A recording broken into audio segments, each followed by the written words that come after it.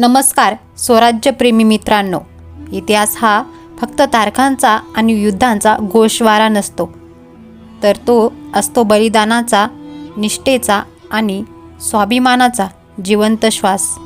मोहिमा आणि किल्ले या आपल्या चॅनलवर आपण अशाच इतिहासाच्या पानात डोकावतो, जिथे दगडांना स्मरण आहेत आणि मातीला शौर्याची ओळख आहे.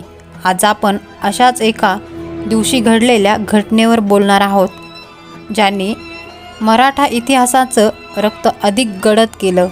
1 फेब्रुवारी 1689. छत्रपती संभाजी महाराज औरंगजेबाच्या कैदेत असलेला तो काळ, जो आजही स्वराज्यप्रेमी माणसाच्या काळजात आग पेटवतो. हा व्हिडिओ शेवटपर्यंत नक्की पहा, कारण ही कथा नाही, हा आपल्या अस्मितेचा इतिहास आहे.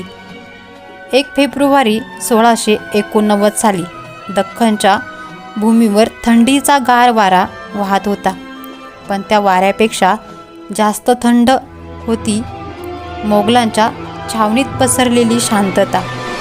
या शांततेत कुठेतरी एक अपराजित आत्मा जखडलेल्या साखळ्यांत अजूनही मोकळेपणाने श्वास घेत होता.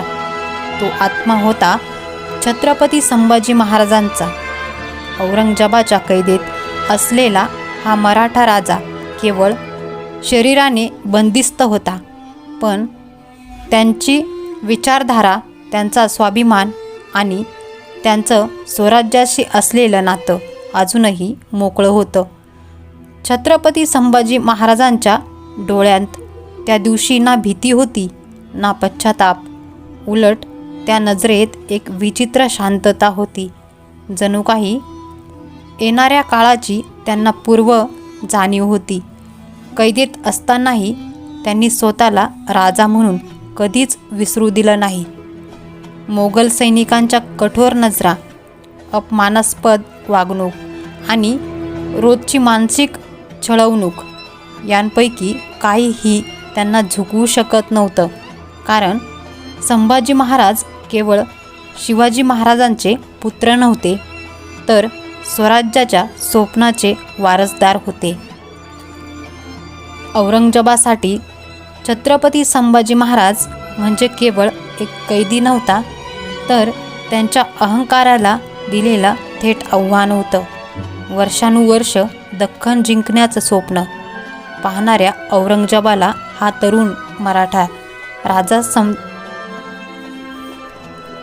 वर्षानुवर्ष दख्खन जिंकण्याचं स्वप्न पाहणाऱ्या औरंगजेबाला हा तरुण मराठा राजा सतावत होता. तलवारीने जिंकता न आलेलं स्वराज्य तो आता कपटाने, छळाने आणि धर्मांतराच्या दबावाने मोडून काढू पाहत होता.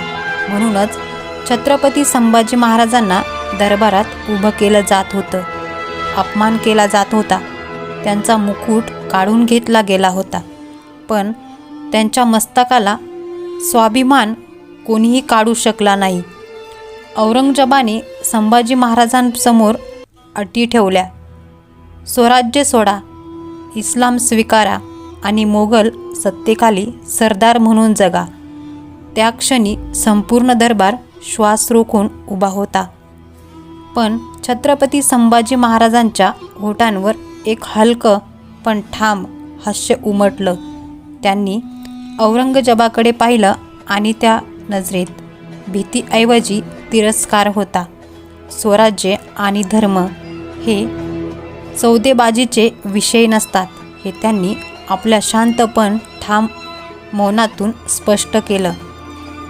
कैदेतले दिवस वाढत गेले तसे छळ अधिक अमानुष होत गेला.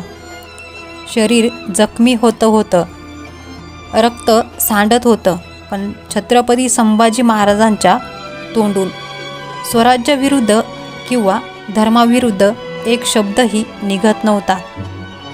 प्रत्येक यातना त्यांनी जणू आई भवानीला अर्पण केल्या होत्या. त्यांच्या मनात छत्रपती शिवाजी महाराजांचा आदर्श होता. स्वराज्यासाठी प्राण अर्पण करणाऱ्या मावळ्यांची आठवण होती आणि भविष्यातील मराठा साम्राज्याचं स्वप्न होतं.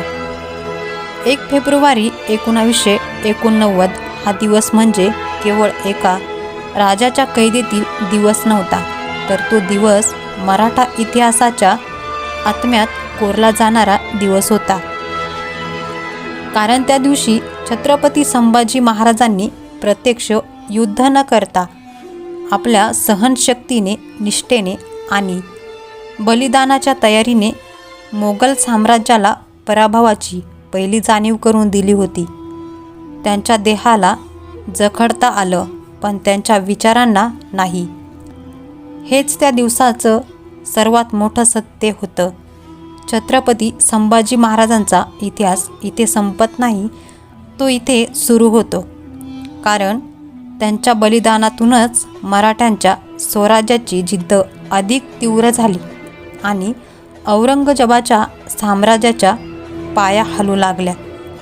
देह संपतो पण विचार अमर असतात, हे छत्रपती संभाजी महाराजांनी आपल्या यातनांतून संपूर्ण जगाला दाखवून दिलं.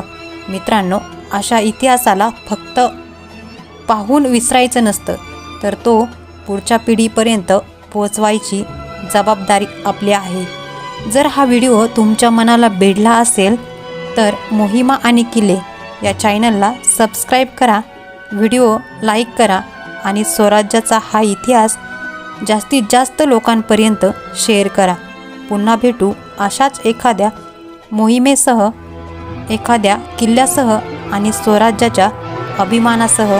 जय जिजाऊ, जय शिवराय, जय शंभूराजे.